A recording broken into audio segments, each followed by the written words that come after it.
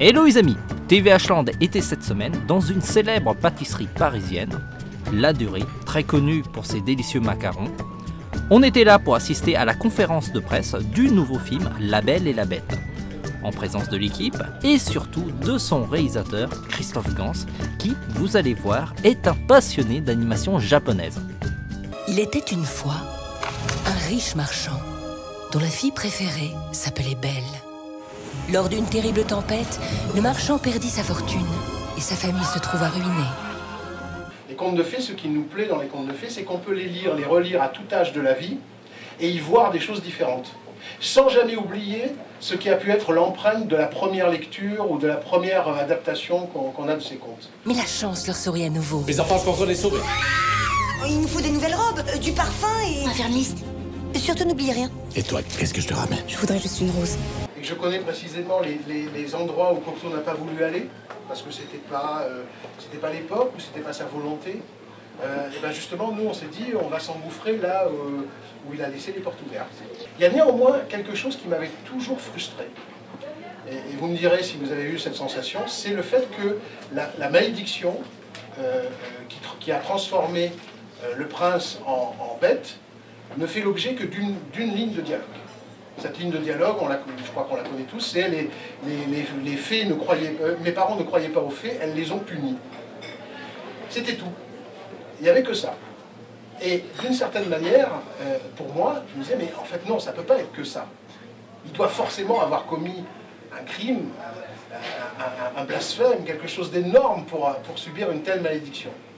Et je dois avouer que la première chose sur laquelle on s'est penché, c'est quelle est exactement la malédiction qui a pu transformer cet homme en bête. À qui est destinée cette rose? La plus jeune de mes filles. Il a dit une vie pour une rose. Si vous ne lui obéissez pas? Alors on mourra. Tous. Père! Non, père! Guide-moi jusqu'au Shadow et conduis-moi jusqu'à cette bête. Où se cache la divinité, posée clairement. Est-ce que la divinité est dans la nature, ou est-ce que la divinité, une part de divinité est en l'homme? Et personnellement, je crois que le film répond clairement à cette question. Je trouvais que c'était, pour moi, très moderne comme débat. On trouve par exemple ce genre de thème dans une œuvre que j'admire, qui est celle de Miyazaki. On trouve exactement ce genre de thème. C'est-à-dire chez lui, et c'est quelque chose qui me touche moi profondément, la nature est absolument d'essence divine.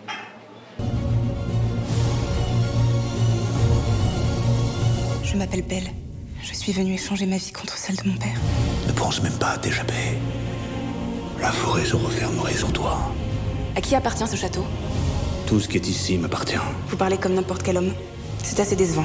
C'est-à-dire que par exemple, l'apparition des géants à la fin, je crois que les adultes sont immédiatement frappés par le rapport d'échelle qui existe entre les vilains, qui arrivent pourtant armés brusquement, ces espèces de gardiens qui sont là, etc.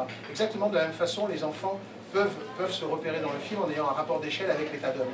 C'est-à-dire le fait que c'est des petites créatures qui se cachent sous les meubles, sous les tables, etc. permet d'avoir, comme qui dirait, une sorte de repère à l'intérieur de cet univers.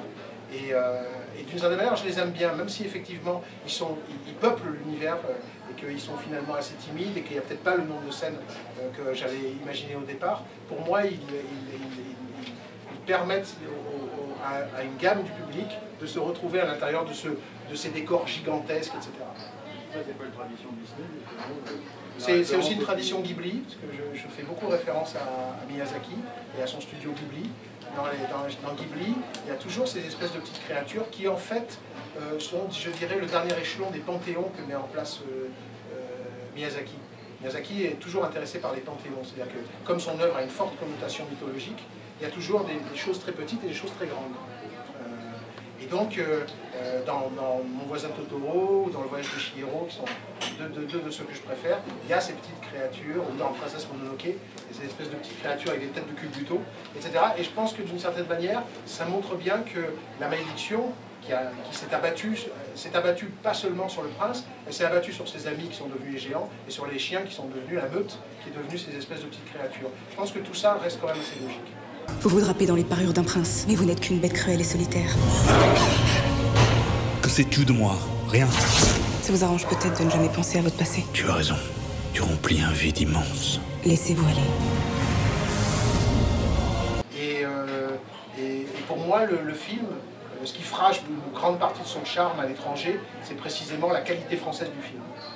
Je pense que ça, c'est typiquement un choix que je fais à cause de notre époque.